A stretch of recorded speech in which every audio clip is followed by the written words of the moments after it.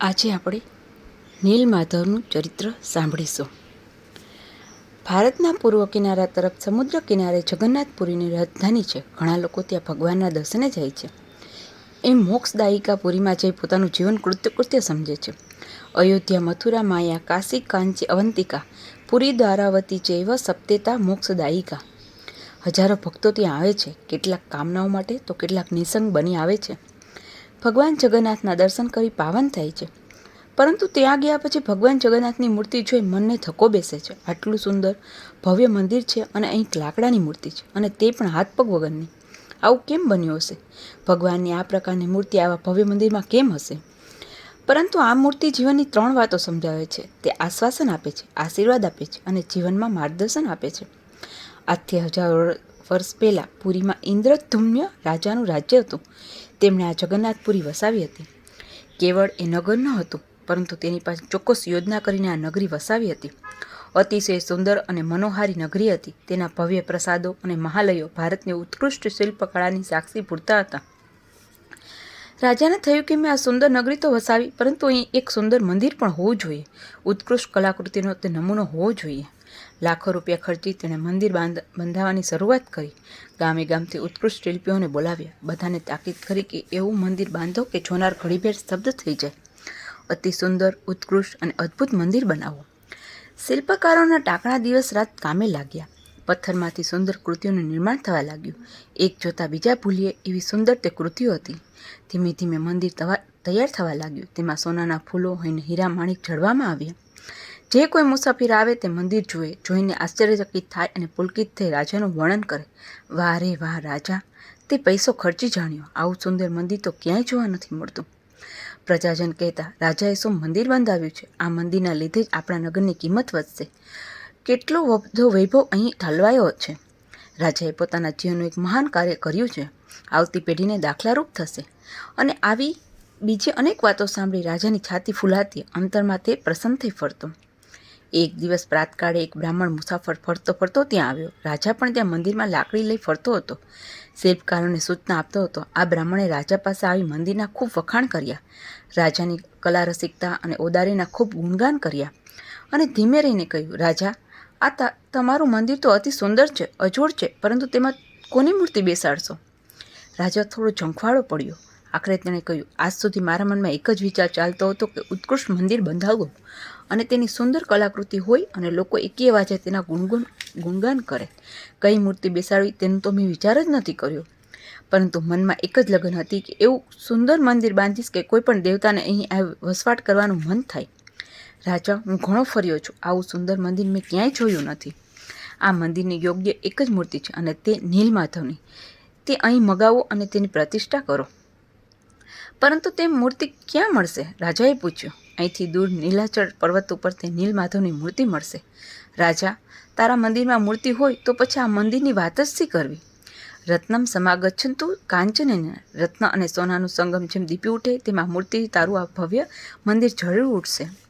રાજાએ નીલમાધવની મૂર્તિની શોધમાં ઠેક ઠેકાણે દૂતો અને જાસૂસો મોકલ્યા, પરંતુ બધા જ હતાશ થઈને પાછા ફર્યા. કોઈ ઠેકાણે નીલમાધવની મૂર્તિ જડતી નથી. રાજા પણ ઉદ્વિગ્ન થયો. દૂતો અને જાસૂસો થાક્યા. તેમની બુદ્ધિ કામ કરતી નથી કે કેવી રીતે આ મૂર્તિ શોધી કાઢવી. રાજાએ ઢંઢેરો પેટાવ્યો કે જે વ્યક્તિ નીલમાધવની મૂર્તિ લાવશે તે વ્યક્તિનું આજ સુધી ન થયેલું એવું ભવ્ય સન્માન થશે અને બક્ષિસ મળશે. આખરે વિદ્યાપતિ નામના એક પ્રખર બુદ્ધિશાળી અને હોશિયાર જાસૂસે નીલમાધવની મૂર્તિ લાવવાનું બીડું ઝડપ્યું. ફરતો ફરતો તે નીલાચળ પર્વત પાસે આવ્યો. ત્યાં ભીલોની વસ્તી હતી. ફરતા ફરતા તેણે સબરોનું એક ટોળું જોયું. ખૂબ જ શાંતિથી અને પ્રેમથી તે લોકો રહેતા હતા. વિદ્યાપતિએ સબરોના પ્રમુખને પૂછ્યું, ભાઈ, તમે આટલા પ્રેમથી અને સુખથી રહી શકો છો, તેનું કારણ શું? નીલમાધવની કૃપા, તેણે ટૂંકમાં જવાબ આપ્યો. પરંતુ તે તમારો નીલમાધવ છે ક્યાં? તે તો કોઈને ખબર નથી. જાસૂસને લાગ્યું કે હાથમાં આવેલો કોળિયો જશે કે શું. તે થોડો ઊંડો ઉતર્યો. પણ ભાઈ, તમે નીલમાધવની કૃપા કહો છો તો તેનું પૂજન પણ થતું જ હશે ને? જો પૂજન થતું ન હોય તો તેની કૃપા ક્યાંથી મળે? વિશ્વાસ વસુ નામનો આ અમારો સબરોનો સરદાર છે. તે રોજ તેનું પૂજન કરે છે. તેના સિવાય તે સ્થળ બીજા કોઈને ખબર નથી. વિદ્યાપતિ વિશ્વાવસુને ઘેર ગયો. તપાસ કરતા ખબર પડી કે વિશ્વાવસુ બહાર ગયો છે. આંગણામાં વિશ્વાવસુની છોકરી બેઠી હતી. તે શ્યામલ વર્ણની હતી અને તેની આંખોમાંથી સૌંદર્ય ટપકતું હતું. ખીલતા પુષ્પ સમૂહ તેનું સૌંદર્ય યૌવન વાતાવરણને ભરી નાખતું હતું. તેનું સૌંદર્ય જોઈ વિદ્યાપતિ ખુશ થયો. વિદ્યાપતિનો નાગરિક શિષ્ટાચાર, તેની બોલવા ચાલવાની રસિકતા અને વાચાળતા જોઈ આ છોકરી પર ખુશ થઈ આવેલા આ આગંતુકને પોતાની ત્યાં રાખી લેવાનું મન થયું. વિશ્વાવસુ બહારથી આવ્યો. આ છોકરીએ વિદ્યાપતિનો પરિચય આપતા કહ્યું, પિતાજી, આ બહુ સારા મહેમાન છે, આપણા કામમાં આવશે, તેને આપણે ત્યાં જ રાખી લો ને. બાપે પુત્રીની ભલામણ સ્વીકારી. વિદ્યાપતિને ખૂબ આદરથી રાખ્યો. વિદ્યાપતિ યુવાન હતો, છોકરીનું પણ ખીલતું યૌવન હતું. બંને યુવાન હૈયા એકબીજા તરફ આકર્ષાયા. પરસ્પર ખેંચાણ થયું. વિદ્યાપતિને લાગ્યું કે આવી સુંદર ચાલાક છોકરી જીવનસાથી હોય તો પછી સંસારમાં બીજું જોઈએ શું? અને સબર કન્યાને થતું કે આપણને આવો સરસ યુવાન નાગરિક મળ્યો છે, તેની સાથે રહી નાગરિક જીવન જીવવાનું અહોભાગ્ય મળે તો કેવું સારું. એ પ્રેમનો અંકુર વધવા માંડ્યો. તે ખીલ્યો, મોટો થયો અને બંને એકબીજા સાથે લગ્ન ગ્રંથિથી જોડાવાનો કોલ આપ્યો. એક દિવસ વિદ્યાપતિએ સબર કન્યાને પૂછ્યું, તારા બાપા રોજ સવારે વહેલા ઉઠી ક્યાં જાય છે? નીલમાધવની મૂર્તિનું પૂજન કરવા. તો મને પણ તેના દર્શન કરાવ ને. વિદ્યાપતિએ લાડથી કહ્યું, અરે નીલમાધવના દર્શન તો કોઈએ પણ કર્યા નથી. કોઈને પણ ખબર નથી તે ક્યાં છે. ફક્ત પિતાજી જ જાણે છે અને બધી સબર પ્રજાની વતી તે પોતે રોજ તેનું પૂજન કરવા જાય છે. જેના પ્રત્યે આ બધા સબરોને આટલો ભાવ છે, તેની કૃપાથી આ બધા સબરો સુખી છે. તેના દર્શન તું મને ન કરાવે તો પછી મારા પ્રત્યે સાચો પ્રેમ નથી. તેના દર્શન દુર્લભ છે, તેથી તો તેના દર્શન કરવાની મારી પ્રબળ ઈચ્છા છે. તું સબરના સરદારની એકની એક કન્યા અને તારાથી આટલું ન બને તો પછી હું માનીશ કે તારો મારા પ્રત્યે પ્રેમ ન હતો, પણ પ્રેમનું નાટક હતું. પરંતુ બાપુજી કેમ કરીને માનશે? અરે ગાંડી, આપણે પરણીશું એટલે તારા પિતાએ મારા પિતા થવાના. આપણે ક્યાં જુદા છીએ કે મારી સાથે સબર સરદાર આવો ભેદભાવ રાખે? બીજે દિવસે સવારે સબર કન્યાએ સરદાર પાસે હટ પકડી કે વિદ્યાપતિને નીલમાધવના દર્શન કરાવો. તેના પિતાએ તેને ખૂબ સમજાવી કે બેટા, આ વાતનો આગ્રહ તો છોડી દે, બીજું કંઈ પણ માગ. આ નાગરી લોક છે, તેમનો સો ભરોસો. પરંતુ છોકરી એકની બે ન થઈ. સરદાર થોડો ઢીલો પડ્યો. પોતાની એકને એક દીકરી હતી. નાની વયે તેમણે માતૃસુખ ખોયું હતું. તેણે એને માતૃ પ્યારથી અને મમતાથી ઉછેરી મોટી કરી હતી. આ છોકરીને આધારે તો જીવતો હતો. બહારથી આવીને છોકરી જોતો અને તેનો થાક દૂર થતો. આ કન્યા તેનું સર્વસ્વ હતી, તેનું જીવન હતી. તેને ના કેમ પડાય?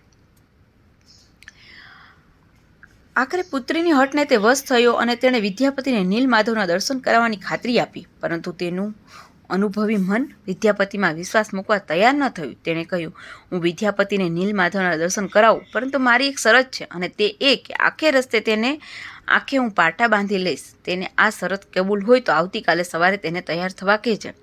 સબર કન્યાએ વિદ્યાપતિને શરત કહી. વિદ્યાપતિએ કહ્યું, આંખે પાટો બાંધવામાં મને શો વાંધો હોય? મારે તો નીલમાધવના દર્શન કરવા છે, તે થાય એટલે બસ. બીજે દિવસે સવારે વિદ્યાપતિની આંખે પાટો બાંધી વિશ્વાવસુ પોતાની સાથે લઈ ગયો. પરંતુ વિદ્યાપતિ પાકો જાસૂસ હતો. તેણે પોતાના ખિસ્સામાં રાઈના દાણા રાખ્યા હતા. આખે રસ્તે તે વેરતો વિશ્વાવસુની પાછળ પાછળ ચાલ્યો. બંને એક મોટી ગુફા પાસે આવ્યા. ગુફામાં દાખલ થઈ વિશ્વાવસુએ વિદ્યાપતિની આંખે બાંધેલો પાટો ખોલી નાખ્યો અને એકાએક બાર સૂર્યના તેજથી ઝળહળ થતી ઇન્દ્ર નીલમણીની નીલમાધવની મૂર્તિ તેની સામે દેખાઈ. વિદ્યાપતિ તો દિગ્મૂઢ બનીને તે મૂર્તિને જોયો જ રહ્યો. બંનેએ મૂર્તિના દર્શન કર્યા, પરંતુ વિદ્યાપતિની આંખમાં જુદો જ ભાવ હતો. વિશ્વાવસુએ જોયું કે વિદ્યાપતિની આંખમાં ભક્તિભાવ નથી, પરંતુ તેની આંખમાં લોભ છે. તે ભગવાનના દર્શન કરી કૃતાર્થ થવા આવ્યો નથી, પરંતુ કંઈક જુદા ભાવથી આવ્યો છે. તેણે વિદ્યાપતિને કાન પકડી કહ્યું, તું અહીં ભગવાનના દર્શન કરવા નથી આવ્યો, પરંતુ કોઈ બીજા જ હેતુથી આવ્યો છે. તને હવે અહીંથી જ જવા દેવામાં નહીં આવે. એમ કહી તેને એક ગુફામાં પૂર્યો. સબર કન્યાને ખૂબ દુઃખ થયું. તેણે વિદ્યાપતિને શોધવા ખૂબ મહેનત કરી, પરંતુ બધી જ મહેનત વ્યર્થ ગઈ. આખરે 3 દિવસ પછી તેને વિદ્યાપતિની ભાળ લાગી. ચૂપકીથી તેના માટે ખાવાનું લઈ જવા લાગી. એક દિવસ સબર કન્યાએ વિદ્યાપતિને પૂછ્યું, તું મને પરણતો કેમ નથી? વિદ્યાપતિએ કહ્યું, હું બંધિત છું, તને ક્યાંથી પરણી શકું? તને ખબર નહીં હોય, પરંતુ અમારા રાજા કોઈને ન મળેલ એવું મારું સન્માન કરવાના છે અને ઘણી મોટી બક્ષિસ પણ આપવાના છે. એ પછી હું તને લેવા આવીશ. વાતે ગાતે આપણે પરણીશું ને આપણો સંસાર સુખી કરીશું. સબર કન્યા પોતાના સંસારના સંગીન સ્વપ્નો જોતી બેઠી. તેને થયું કે વિદ્યાપતિની વાત સાચી છે. તે ઘણું ધન બક્ષિસમાં મેળવશે અને પછી મને તેડવા આવશે. એ દીવા સપનો જોતી સબર કન્યાએ પોતાના સ્વપ્નો જલ્દી મૂર્તિમત બને એટલા માટે વિદ્યાપતિને ગુફામાંથી બહાર કાઢ્યો. ખૂબ ભારે હૃદયે તેને વિદાય આપી. વિદ્યાપતિએ આશ્વાસ આપતા કહ્યું, તું ખાતરી રાખ, હું બહુ જલ્દી પાછો આવીશ અને તારું પાણી ગ્રહણ કરી તને લઈ જઈશ. વિદ્યાપતિ જગન્નાથપુરી પાછો આવ્યો. ઇન્દ્રધુમ્ન તેની ખૂબ જ ઉત્સુકતાથી રાહ જોતો હતો. આટલો બધો વખત ક્યાં રહ્યો? નીલમાધવની મૂર્તિ જડી? તે કેવી છે? આપણા મંદિરને શોભે દેવી છે ને? રાજાએ ઉપરા ઉપરી પ્રશ્નોની ઝરી વરસાવી. મહારાજ, મૂર્તિ તો મળી છે. અતિશય દૈદિત્યમાન અને સુંદર મૂર્તિ છે, જાણે બાર સૂર્યનો પ્રકાશ ન હોય તેવી ઝળહળા છે. આવી મૂર્તિ થઈ નથી અને થવાની પણ નથી, પરંતુ તે મળવી અશક્ય છે. અશક્ય? ઇન્દ્રધૂમને અશક્ય એવું કાંઈ નથી. બોલ, શું અગવડ છે? પ્રભુ, તે મૂર્તિ સબર સરદાર વિશ્વાવસુના કબજામાં છે. તે એક ગુફામાં છે અને તેનો રસ્તો કોઈને ખબર નથી. મેં યુક્તિથી તે જાણી લીધો છે. પણ શું? પણ બધું સૈન્ય લઈ તુરત જ જા અને એ સબરોના પરાભવ કરીને પણ તું તે મૂર્તિ જલ્દી લઈ આવ. વિદ્યાપતિ સૈન્ય સાથે નીલાચળ પર્વત પર ગયો. તેણે રાઈના દાણા નાખ્યા હતા. ત્યાં આગળ રાઈના નાના નાના છોડ ઉગ્યા હતા. તે છોડના એંધાણે તે ગુફા પાસે આવ્યો. સૈન્ય સાથે તે ગુફામાં દાખલ થયો તો નીલમાધવની મૂર્તિ ત્યાં ન હતી, અંતર્ધ્યાન થઈ હતી. વિદ્યાપતિ પાછો ફર્યો. રાજાને આ બધી વાતથી વાકેફ કરી કહ્યું કે મહારાજ, નીલમાધવની મૂર્તિ તો અદૃશ્ય થઈ ગઈ છે, તે ગુફામાં નથી. રાજા પણ ખૂબ ઉદ્વિગ્ન થયો. આટલું સુંદર મંદિર બનાવ્યું, ઇન્દ્રને પણ શરમાવે એવો એનો વૈભવ છે. અમરાવતીમાં પણ આવું મંદિર હશે કે તેની શંકા જ છે ને આવા મંદિરમાં ભગવાનની મૂર્તિ નહીં? આમ વિચારતો ઉદ્વિગ્ન મને તે દરિયા કિનારે બેઠો હતો. ત્યાં ભગવાન નીલમાધવનું તેને દર્શન થયું. રાજા, તું હંકારના જોરે મૂર્તિ લેવા માગતો હતો, તેથી તે મૂર્તિ અદૃશ્ય થઈ.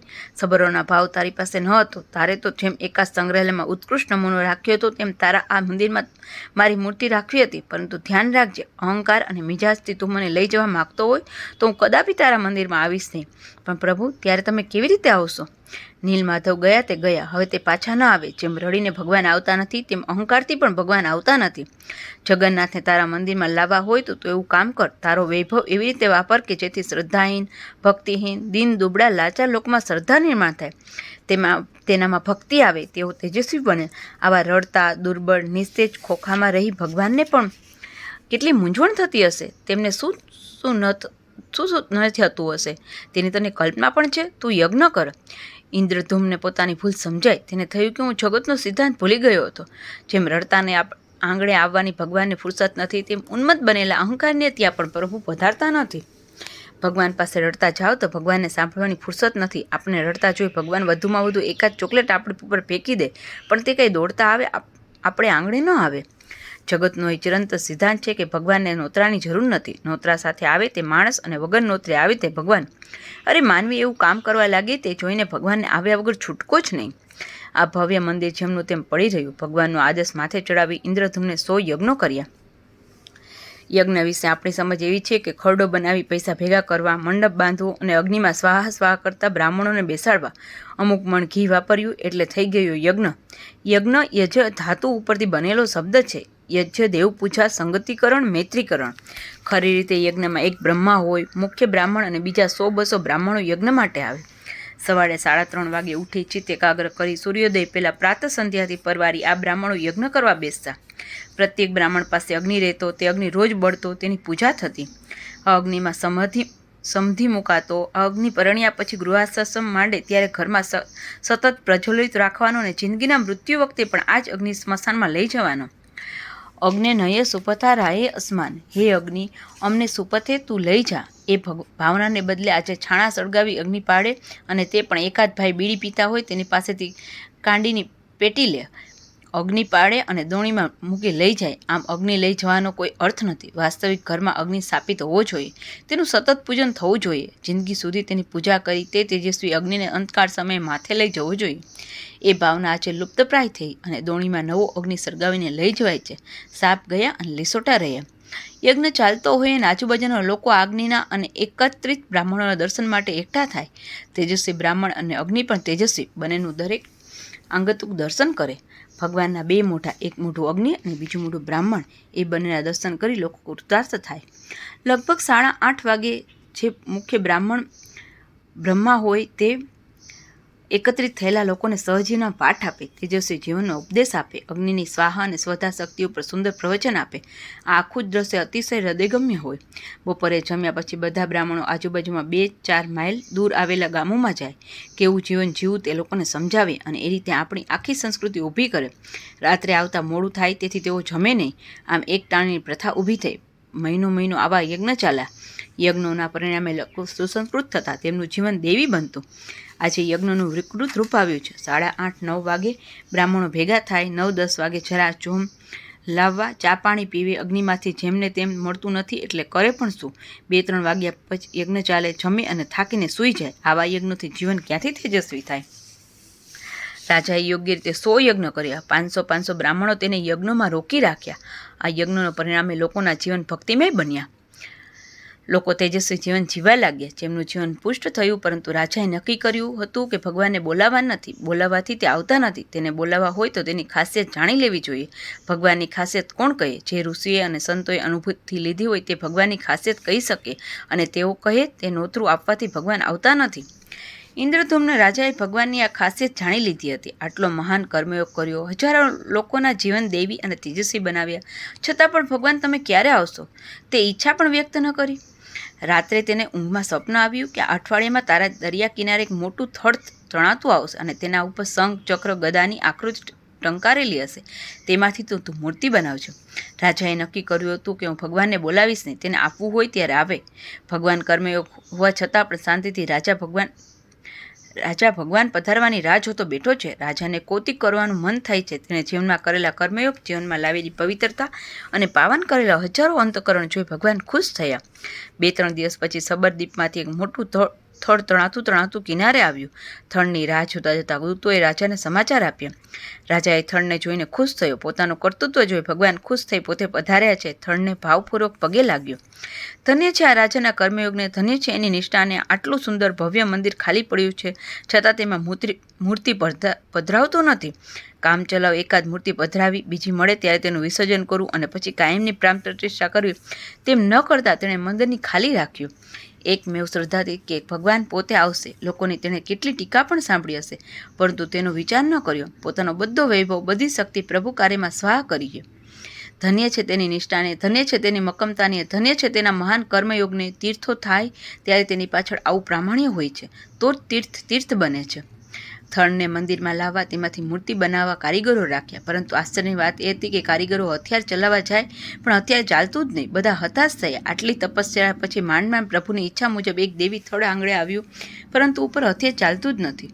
હોઠે આવેલો કોળિયો પડી જાય અને તે સ્થિતિ બધાની થઈ. રાજાને થયું, શું મારું કમભાગ્ય છે? હજુ પણ પ્રભુ પધારતા નથી. પરંતુ તે મનમાં સમાધાન વાળ્યું કે ભગવાનને મારો કર્મયોગ સારો લાગ્યો હશે તો જરૂર આવશે.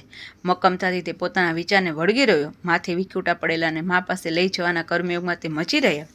થોડા દિવસમાં એક વૃદ્ધ કારીગર ત્યાં આવ્યો. માએ આંખે પૂરું દેખાતું પણ નથી. એ કારીગર કહે, રાજા, હું આ થડમાંથી મૂર્તિ બનાવીશ.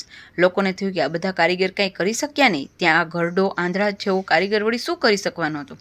પરંતુ રાજાને તેનામાં વિશ્વાસ બેઠો. રાજાએ તે વૃદ્ધ કારીગરને થડ સુપ્રત કર્યું. આ વિશ્વનો કારીગર પણ વૃદ્ધ જ છે ને? કવિ પુરાણમ મનુ શાસિતારમ. તે વૃદ્ધ કારીગર કહે, રાજા, હું 3 અઠવાડિયામાં ભગવાનની મૂર્તિ બનાવી આપીશ, પરંતુ મારી એક શરત છે કે 21 દિવસ આ ગભારાના બારીબારણા બંધ રાખવા. આ ગભારામાં હું મૂર્તિ ઘડીશ. લોકો તેની આ શરતથી ખૂબ શંકાશીલ બન્યા. બારીબારણા બંધ રાખ્યા. કારીગર મંદિરનો ઝવેરાત અને સોના ફૂલો વગેરે કાઢી તો નહીં લે ને? પરંતુ રાજાને વૃદ્ધ કારીગર પર પૂર્ણ વિશ્વાસ હતો. તેનું નામ અનંત હતું. તેને થડ સુપ્રત કર્યું. મંદિરના બારીબારણા બંધ કર્યા અને તાળું માર્યું. અનંત કારીગરે પોતાના ઢાંકણું લઈ થડમાંથી ભગવાનની મૂર્તિ ઘડવાની શરૂઆત કરી. લોકોને થયું, રાજા ડાયો છે, પરંતુ આવી મૂર્ખાઈ કેમ કરે છે? આ રીતે બંધ તે કોઈને કામ સોંપાતું હશે? પરંતુ રાજાને મોઢામોઢ કોણ કહે? ગલીએ અને ચોટે લોકો રાજાની ટીખણ કરતા બેઠા છે કે રાણી પણ સંશયગ્રસ્ત બની રાજાને રોજ મેણું મારે છે. માણસ બધા પાસે મક્કમ રહી શકે, પણ ઘરવાળી મેણું મારે ત્યારે મક્કમ રહેવું બહુ કઠણ છે. સ્ત્રીને ભગવાને શક્તિ આપી છે. એ મન ઉપર લે તો ચોક્કસ ધણીને બદલાવી શકે. એક દિવસ ઘરવાળી ધણી પાસે પોતાની વાત મૂકે, ન માને તો બીજા દિવસે જરા નખરા કરી કહે, નથી માનવાના ને? અને પુરુષની હિંમત નથી કે ઘરવાળીને ના કહી શકે. ઇન્દ્રધૂમ્ન રાજાની રાણીએ પણ રાજાને રોજ એક જ વાત કહેવા માંડી, તમે તો નિરાતે અહીં બેઠા છો, પરંતુ પેલો ત્યાં બંધ બારી બહારને કોને ખબર શું કરતો હશે? સોનાના ફૂલો અને ઝવેરાત કાઢી લેશે તો? રોજની આ ટકટકથી રાજાની મક્કમતા ઢીલી થઈ. 7મે દિવસે રાજા કહે, તારી વાત વખતે સાચી પણ હોય. રાણીએ મક્કમતાથી ખેંચી લીધી. રાજાએ મંદિરના દરવાજા ખોલવાની આજ્ઞા આપી. 7મે દિવસે મંદિરના દરવાજા ખુલ્યા. તપાસ કરી તો જણાયું કે એક પણ ફૂલ કે ઝવેરાત આગુ પાછું થયું નહોતું. ગભારો ખોલ્યો તો હાથ પગ વગરની એક મૂર્તિ ત્યાં પડી હતી. તેને ફક્ત માથું હતું, મોઢું હતું. અંદર તપાસ કરી તો જણાયું કે અંદર કારીગર ન હતો, તે અદૃશ્ય થયો હતો. રાજાને ખૂબ દુઃખ થયું. તેણે કહ્યું, પ્રભુ, મંદિરની મૂર્તિ ઘડવા તું પોતે આવ્યો, પણ મેં અકર્મીએ તારામાં વિશ્વાસ ન રાખ્યો. શરૂઆતમાં હું અહંકારી બન્યો હતો અને આજે મેં તારામાં વિશ્વાસ ન રાખ્યો. તેની આંખ આંસુથી ભીંજાઈ ગઈ. તે ગદગદિત થયો, આંતરસ્તરે પ્રભુને યાદ કરવા લાગ્યો. તે વખતે આકાશવાણી થઈ, આ મહાન કર્મયુગનું મંદિર છે, તેમાં આ મૂર્તિની પ્રાણ પ્રતિષ્ઠા કર. આ મૂર્તિ લોકોને આશીર્વાદ આપશે, જીવનમાં આશ્વાસન આપશે અને શરણે આવેલાને માર્ગદર્શન આપશે. મારે કાંઈ જ લેવાની નથી, તેમજ આપવાનું નથી, તેથી હાથ નથી, અહીંથી ક્યાંય જવાનું નથી, તેથી પગ નથી, ફક્ત જોવાનું છે, તેથી આંખો છે. કર્મયુગની આ મૂર્તિ માર્ગદર્શન, આશીર્વાદ અને આશ્વાસન આપે છે. આજે હજારો વર્ષથી જગન્નાથપુરીમાં ભગવાન છે. આ ઉપદેશાત્મક મૂર્તિ છે. તે સમજાવે છે કે જેણે પ્રભુનું કામ કરવું છે તેણે અહંકાર ન રાખવો જોઈએ. ભગવાનનું કામ કરશો ત્યારે લોકો ઘરવાળી તે કાર્યમાંથી તમને ખસેડશે. દોસ્તારો કહેશે વાતમાં કંઈ માલ નથી, પરંતુ આપણે પ્રભુ કાર્યમાંથી ચ્યુત ન થવું જોઈએ. જગન્નાથપુરીમાં ભગવાનના દર્શન કરવા ઊભા રહો ત્યારે તે મૂર્તિ પાસેથી માર્ગદર્શન લો કે ભગવાન મિજાજથી નથી આવતા, તેમ રડીને કાલાવાલા કરીને પણ નથી આવતા. તમે એકાદ હષ્ટપુષ્ટ બચ્ચાને રમાડશો, પરંતુ નાકમાં લીટ નીકળે, હાથ પગ દોડી જવા અને પેટ મોટું હોય એવા રડતા બાળકને હાથમાં લેશો નહીં.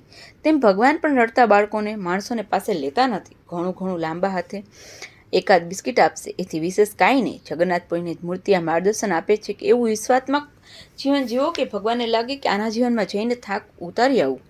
વગર બોલાવે ભગવાન આવે એવો કર્મયોગ કરશો ત્યારે બીજા લોકો એ કર્મયોગમાંથી ચડાવવા પ્રયત્ન કરશે, પરંતુ મક્કમપણે કર્મયોગને વળગી રહેશો. જે માણસ આમ રહે તેના હાથમાં જ મુક્તિ છે. જગન્નાથપુરીમાં ભગવાનને હાથ નથી. ભગવાનને આપણી પાસેથી કાંઈ લેવું નથી, કાંઈ આપવું પણ નથી, ફક્ત આંખથી જોવું છે, હૃદયના ભાવ જોવાના છે. ભગવાન આપણા હૃદયનો ભાવ તપાસે છે. જગન્નાથપુરીનો ઘૂઘવતો સાગર જુઓ, તેના દર્શન કરો. તીર્થભૂમિમાં સાગર સોમનાથ તેમજ અહીં સિવાય બીજે ક્યાંય જોવા મળતો નથી. મૂર્તિના દર્શન કરતી વખતે એ ઘૂઘવાતા સાગરના પણ દર્શન કરો અને તે બંનેની પાછળ ઊભા રહેલા ઇન્દ્રધૂમને ન ભૂલતા. તેને ભૂલશો તો પાપ લાગશે, ટિકિટના પૈસા ફોકટ જશે, યાત્રા ફળશે નહીં. જે કર્તૃત્વ અને જે પ્રેમને કારણે ભગવાન લાડકા થઈને આવ્યા તે ભૂલાય જ કેમ? ઇન્દ્રધૂમનું ચરિત્ર કેમ ખરેખર મહાન કર્મયોગી ચરિત્ર છે. પ્રભુ કાર્ય માટે અંતઃકરણમાં તળવળાટ રાખશો, તેજસ્વી જીવન બનાવશો, કર્મયોગનું આચરણ કરશો તો ભાવભીના અંતઃકરણથી જગન્નાથ તમારી રાહ જોશે. કર્મયોગીએ નીચે લાવેલ આ ભગવાન મોક્ષ આપશે. મુક્તિ જોઈએ છે ને, તો ભગવાન મુક્તિ આપશે. કર્મયોગથી અંજાઈ જઈ, તેજસ્વી જીવન જોઈ, ભાવભીનું અંતઃકરણ જોઈ ભગવાન દોડતા આવશે. આવા જીવન જન્માંતર પણ થાય એવી કૃપાળુ પ્રભુને પ્રાર્થના. જેમ જગન્નાથપુરીની યાત્રા પૂરી થશે, તેમ જીવન યાત્રા પણ પૂરી થશે. સાચા અર્થમાં આપણું જીવન યાત્રા બને અને યાત્રાના અંતે મુક્તિ મળે એ જ એકમેવ અભિલાષા.